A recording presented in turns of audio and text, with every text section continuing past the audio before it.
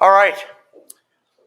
I want to thank everyone for coming here today, and this is an exciting day for West Virginia. You know, when I took office, one of the things that I talked a lot about is that we want to drive the technological changes to move forward, to help drive our economy, to increase tourism, but even most importantly, to improve the quality of life of citizens who have to interact with government on a daily basis. And I'm a big believer that government had grown way too large, and there are ways that you can actually develop technological tools to make things easier for people. Everyday things that you go to the store and you need an ID and you're able to show something and it's convenient for you. This is what the future is going to look like. And West Virginia always needs to get out in front and define that future. So today, as part of that vision, I'm happy to announce and happy to be surrounded by many members of the legislature who care about this. I want to emphasize, when you do positive things, you do it as a team. We have members of the legislature coming together with members of our executive branch, our partners outside, the vendors who we're working with. You can't do things by yourself. So I want to thank everyone for being here today. Thank you, see you, JB. But officially today, we want to announce that West Virginia has officially launched support for driver's license and state-issued IDs in Apple Wallet.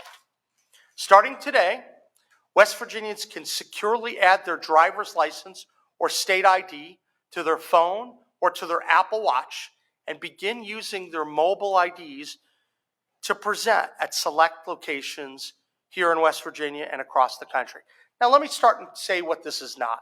This is not a rollout project where everything's ready on day one. We have every vendor. It's going to take a lot of time to get that done. But we can report that if you're going to go to the airport, we believe that TSA is going to recognize that. That's pretty significant for air travelers. Very, very positive. We're having interactions with our law enforcement and with our ABCA and many others, and agencies that interact with a lot of the businesses that we have in West Virginia to help facilitate the development of this. This is a technological leap forward, and West Virginia becomes the 12th state in the nation to partner with Apple to bring this technology to your iPhone and to your Apple Watch. A lot of great work has been done by our DMV, thank you, and our DOT, thank you. It's nice to come and talk about transportation-related issues in this manner. But their commitment that you're seeing to innovation, to security, and also privacy, something that consumers rightfully worry about, their commitment to this allows us to begin this rollout with confidence. We believe that over the course of the upcoming months and years ahead, West Virginians are going to be able to seamlessly and securely present their ID in person as apps and online at institutions where the ID is accepted. Right now, West Virginians with the app, they can participate in identity verification at more than 250 TSA security checkpoints nationwide. And I think that's going to be terrific for so many people, and it's only going to grow. Now, we know that while identity verification is available at more than 160 TSA, I guess there's a little typo here, but while a lot of the identification is available at a lot of our core airports, we know that some of the smaller airports in the state are still awaiting ID readers because apparently the Schumer shutdown is making it hard for them to get access to that. Shame on Chuck Schumer. He is hurting West Virginia in all sorts of ways. I'm sure I'm going to be getting questions about that, which I'll be happy to deal with. But we do want to celebrate this new and emerging technology. We think it's only going to continue to grow. And I think it's part of what you're going to continue to see with our administration investments in technology. My goal has always been, as we right-size, repurpose government and save dollars, we have to have corresponding investments back into technology because that's going to make sense for people and consumers over the long run. We're busy on many fronts through targeted investments in broadband expansion. We expect to hear something back from the administration. I'm hopeful that the original timeline remains in place. We submitted it September 4th. That means that we're supposed to hear back by December 4th. That's big stuff.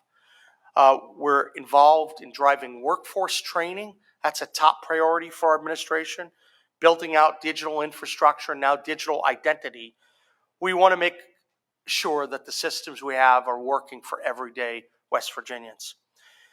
I think one thing to note is that the future of West Virginia is going to be such that when you hear the word rural, it doesn't mean left behind. And that's part of the reason we're all here today.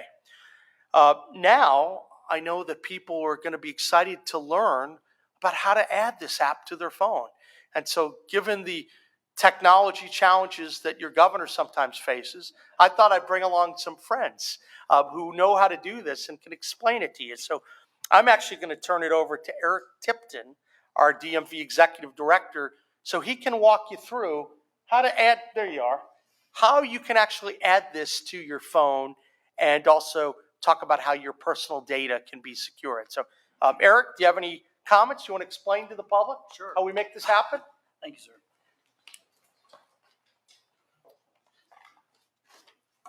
Just take a brief second here to get ready. Do you have a visual that you can show? I want you to show a visual. I don't have a visual that I can show, but you can download it. So if you have an iPhone.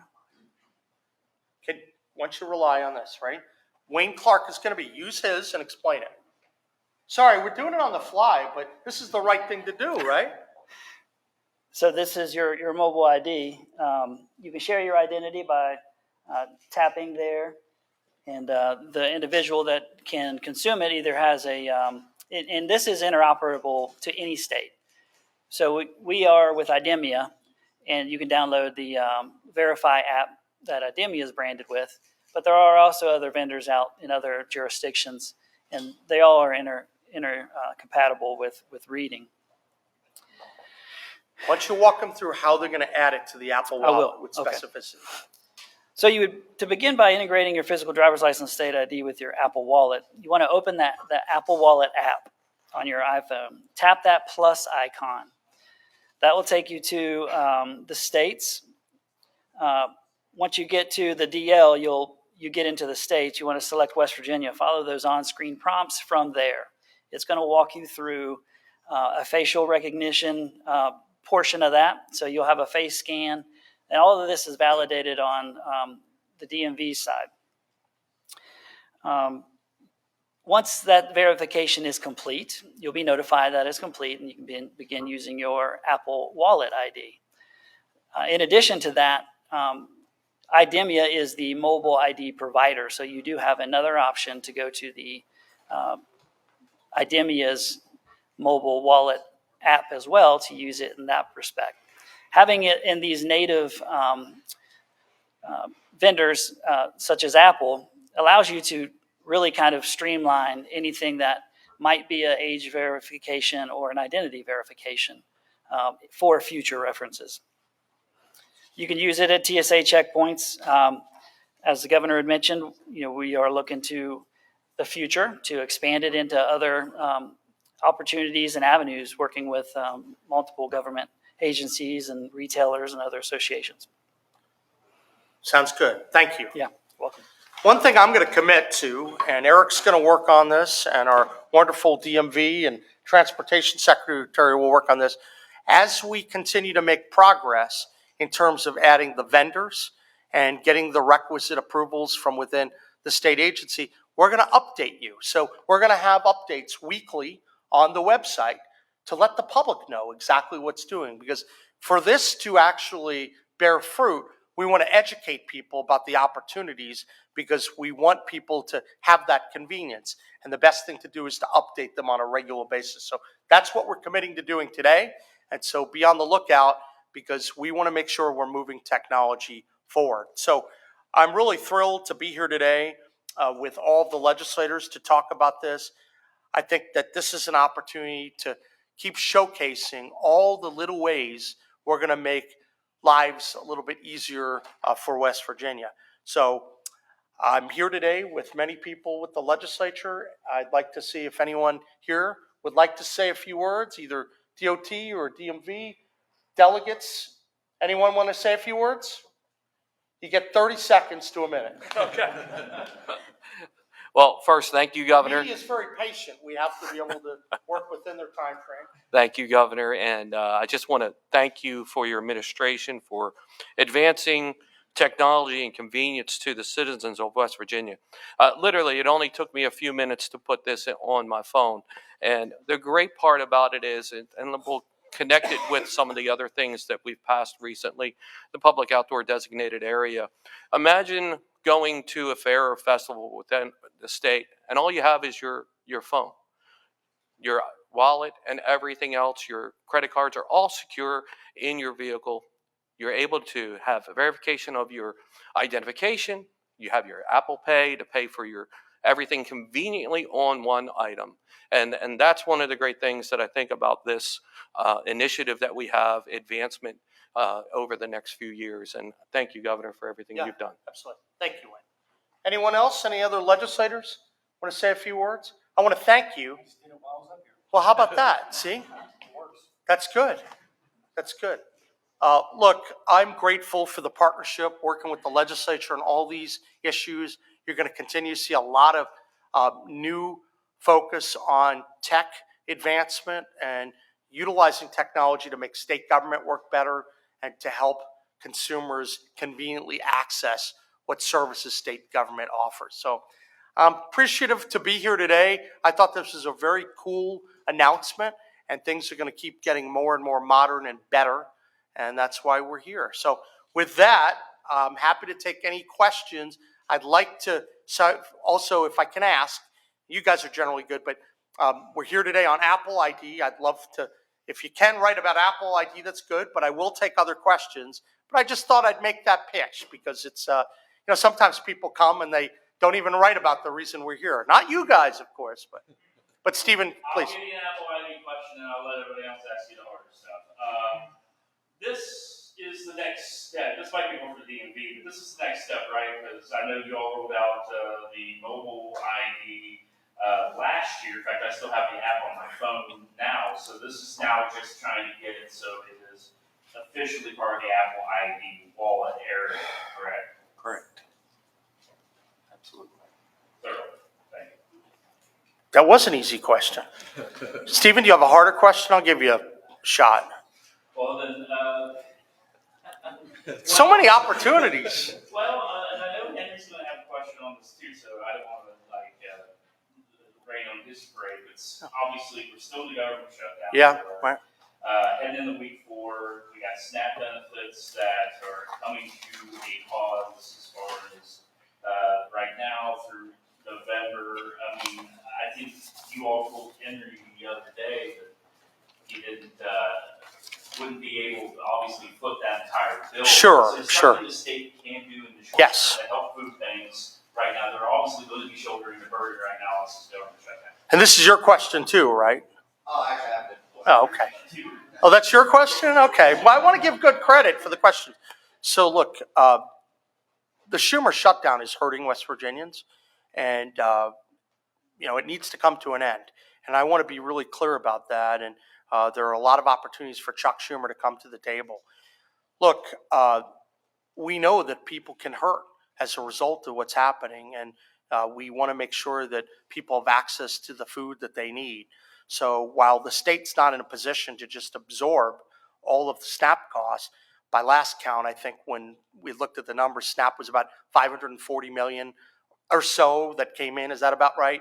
And so when you look at that and the amount per month, that's a heavy lift for the state. However, we do want to make progress. And so I can tell you as of today, I am directing the expedition of several of the appropriations we have, all that's been appropriated by the legislature, of resources to the West Virginia food banks that can begin, because I think that the concern would be beginning November 1st. And so we're going to start the process, help the food banks a little bit more, and do what we can. And I think today's decision starts to free up $1.1 million. Now, as you know, we still have a little bit of time before we get to November 1st. I'm going to keep talking with Human Services and others. I know they're looking at different options because we want to make sure that people that are hungry, we're very empathetic to the conditions they're going through. And so I wanted to start the process and to help accelerate what goes to the food banks. That's number one. Second, I'm going to ask the public for help. This is a great time to encourage donations to the Mountaineer Food Bank and the Facing Hunger Food Bank and any of your food banks in your local communities. People benefit from that. And we're grateful for people stepping up and providing that help to folks. And if you want to volunteer for one of those organizations, these are challenging times, and we want to do everything we can. That call to action, that call to arms.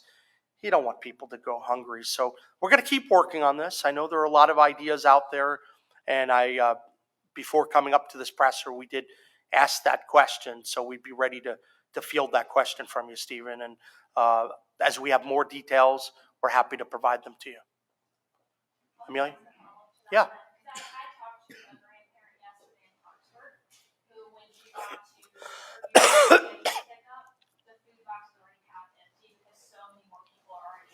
Yeah. Anticipation, right? So when you say legislative appropriate money, is this money that was already? Correct. So what we're trying to do is push it out quicker. Yeah. I mean, so it's money that's out there, but we want to make sure we accelerate it and help facilitate the food bank's ability to purchase the food. But obviously that legislative appropriate amount was before we knew there might be increases. Right. So is there any talks about additional money either from the administration or bringing the legislature back in? Well, that's the part, Amelia, I was talking about, that we're looking at the options. These are things I know I can do today. Longer term issues obviously could involve the legislature and conversations with the Trump administration. But I want to take this opportunity to say the Schumer shutdown needs to come to an end, because this is hurting real people. And so I think that's the best way we can address this. But this is meant as a beginning, and we'll continue to have discussions. Henry? Yes, sir. This is a question a little off the beaten path. Sure. About transparency. Back in August, I submitted a Freedom of Information Act request for sign-in sheets here at the governor's office. Y'all filled that request promptly and thoroughly. Last week, a colleague of mine sent a similar request and was informed by your office you no longer maintain the sign-in sheet. I was just kind of wondering when and why that policy was changed and how that kind of jives with this administration's commitment. Look, I can tell you, and I'm willing to face the music and come before you, ask your questions. I don't know all the details around that, but I want to make sure that we're streamlining. I almost prefer to answer questions from you. I'll be honest, we respond to every FOIA. We've been very transparent. Some of your colleagues are, to be honest, abusive about the process, and it takes a lot of time to respond. I prefer coming in, and we want to provide information. If I can, I do that, but we want to always provide information to people when they're asking the questions, according to the law. And that's what we're going to do. So I don't know the particulars of that, but I could tell you, if you have questions, ask away, and you guys have a chance to come to these events and throw the question to us. And that helps us sometimes when sometimes people go on fishing expeditions, and that takes a lot of our time, and we'd rather just answer your questions. But we're always going to follow and accord with the law, but we're not going to, make a lot of extra time and work for our office when some people are not, trying to abuse the system. That's all I would say. Governor, I got two questions. Yeah. The first one will be about the Apple Wallet, and just kind of in that pattern. First, as an Apple flyer out of Gator Airport, you mentioned how this can be used at the airport to make things a little easier for us flyers. I have a lot of family in Chicago, so I fly direct there all the time. Would this be available for other airports and maybe states that don't have this technology yet? Well, when you say that don't have the technology yet, so that's the key, right? They have to have the reader. So we think that there are about 250 nationally that would benefit from that. But as we said, some of the smaller airports right now may not have access to the readers. As that changes, it'll be more and more available across the board. So, that's why I want to level set what this is. This is not you go out and then immediately you have it wherever you need it, but it's the beginning. It's the next step, as Stephen indicated, and I think that helps. And I wanted to ask as well, we have a sister station up in Wheeling. They just wanted to ask if there's any updates about the future of the Wheeling suspension bridge. They say there's been no vehicle traffic for 6 years. They were just wondering if there's any update on that. I'll tell you what, I'd have to get back to folks on that in terms of and consult with our DOT people on that. But I want to get fully briefed before I comment on that. But we're happy to get back to you on that after I have a chance to talk to our DOT. Any other questions? CHS, SAZ, anyone? We're good? Guys, I want to say thank you. It's been a busy stretch. We have a lot coming in the very near future. I want to tick off a few dates just to get everyone ready. November 5th, I believe, Tom. When's our application due for rural health? November 5th, rural health application due. Then we have our energy summit, where we should have some really fun announcements coming. That'll be on November 11th through 13th. And then December 4th, and I can't predict if anything changes with the shutdown with NTIA, but that's at least when they are supposed to get back to us. And right now I was told that we're third in line behind a couple states, but we're only about 6 days behind. So that's when they say that they're going to get back to us. Those are three big things. Robert, I'm sorry, that's BEAD, correct. So I just thought I'd give those things to look out for. And then obviously, as we get closer to the legislative session, I'm looking to having a lot of good engagement with folks about the wonderful opportunities we have. I'll tell you, I am very encouraged by the discussions we're having and our focus on fundamentals. That's what we're going to do. We're going to take advantage of the wonderful assets that West Virginia has and create more opportunities economically for people. And we've had some very good discussions to advance some of the initiatives we started in the last legislative session. I think there's opportunity for West Virginia to really grow at a much higher level than what we've seen. But I'm going to wait until we actually have the announcements. We had one last week, which I thought was very, very good. We had 50 to 100 jobs with the well plugging. I think that can get replicated with other companies. We're going to have a lot more announcements to make as well. That's why I think the Energy Summit might be an opportunity for people to hear about new initiatives that we're advancing, which is terrific. So with that, I would say thank you and God bless.